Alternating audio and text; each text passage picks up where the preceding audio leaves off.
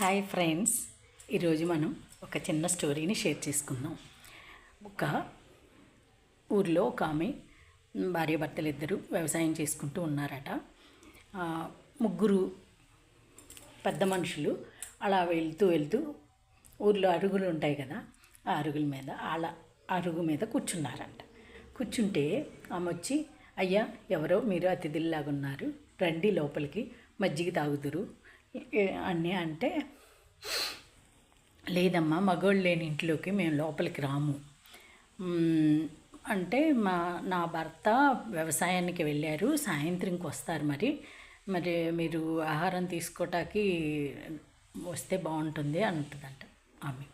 అంటే లేదు, మేము అతను వచ్చాకే వస్తామని అరుగు మీదే కూర్చున్నారంట. కూర్చుంటే సరే, కాసేపట్లో 4 అలా అవుతున్న టైంలో భర్త వచ్చారంట.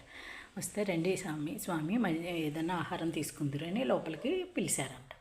పిలిస్తే, మేము ముగ్గురం ప్రేమ, గెలుపు, ఐశ్వర్యం, మేము ఒక్కళ్ళమే లోపలికి వస్తాం, మీరు ఇచ్చే ఆతిథ్యం ఒక్కళ్ళమే స్వీకరిస్తాం, మీరు ఎవరిని రమ్మంటారో వాళ్ళే వస్తాము అని లోపలికి వెళ్తే బట్ అని అన్నారంట వాళ్ళు ముగ్గురు. అంటే వీళ్ళు భార్యాభర్తలను లోపలికి వెళ్ళి ఆలోచించుకున్నారంట. భార్య అందంట, ఐశ్వర్యాన్ని పిలుద్దామండి, మనకెప్పుడు ఐశ్వర్యం ఉంటే మంచిది కదా, వీళ్ళేదో దేవతామూర్తుల్లాగా ఉన్నారు, బ్రహ్మ విష్ణు మహేశ్వరులాగా అనిపిస్తున్నారు, వాళ్ళు మనల్ని ఆశీర్వదిస్తే మనకి మంచి జరుగుతుంది, పిలుద్దామా అంటదంట. భర్త అంటాడంట, లేదు గెలుపు ముఖ్యము, గెలుపు ఉంటే అన్నీ ఉన్నట్టే కదా, గెలుపుని పిలుద్దామా అంటాడు. లేదు భార్యాభర్తలు ఇద్దరు కలిసి, లేదు ప్రేమ ఉంటే బాగుంటుంది, మన మధ్య ప్రేమ ఉంటేనే కదా ఇవన్నీ నిలుస్తాయి అని భార్య అందంట. అంటే సరే ప్రేమ అనే అతన్ని రమ్మని పిలిచారట. ప్రేమ అనే అతను లోపలికి వచ్చాక అతనుతో పాటు వాళ్ళిద్దరు కూడా వచ్చారంట, గెలుపు, ఐశ్వర్యము.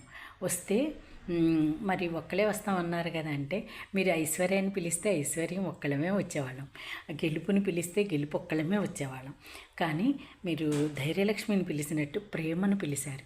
ప్రేమ అనేది ఉంటే మన విశ్వంలో ప్రతి ఒక్కటి మనకి అందుబాటులోకి వచ్చేస్తుంది అనేది మీరు గ్రహించగలిగారు, మీకు అనుగ్రహం పొందాం, అందువల్ల మేము ముగ్గురం వచ్చి మీ ఆతిథ్యాన్ని స్వీకరించి మిమ్మల్ని ఆశీర్వదించి వెళ్తున్నాము.